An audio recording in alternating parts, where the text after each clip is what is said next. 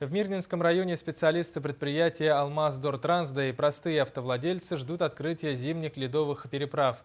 В этом году сроки пробивки автозимников пока плановые. Подробнее наш коллега Руслан Фаткулин. За время работы прошлогоднего автозимника «Алроса» перевезла почти в 10 раз больше груза, чем в предыдущих годах. Но транспортники со своей задачей справились и все планы выполнили.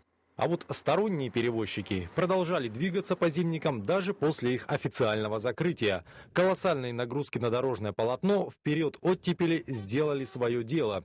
И теперь автодорожникам приходится восстанавливать за всеми. Колейность, конечно же, колоссальная. Вот сейчас у нас идет, пробивает зимник колонна тяжелая, с стороны как раз подходит к пикету НЭПа.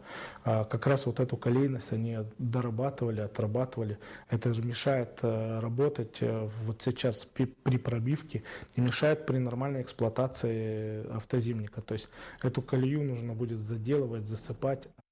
В этом году перед руководством МУАТ ранних сроков открытия переправ не ставили. Но уже сейчас дорожники готовы сдать на Крымский зимник. Легкая и тяжелая колонны выполнили свою работу.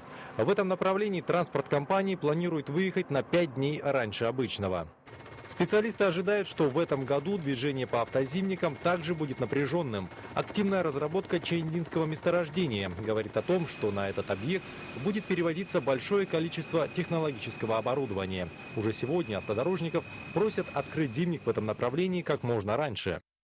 Которые просят вообще категорию автозимника третью перевести в первую.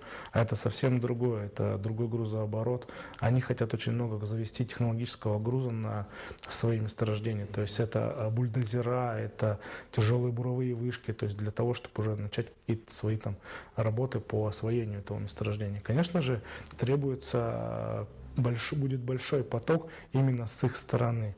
Вот. Здесь финансирование на данный момент на этот зимник не добавлено. Итог. Объемы перевозок акционерной компании нормализовались по сравнению с прошлым годом.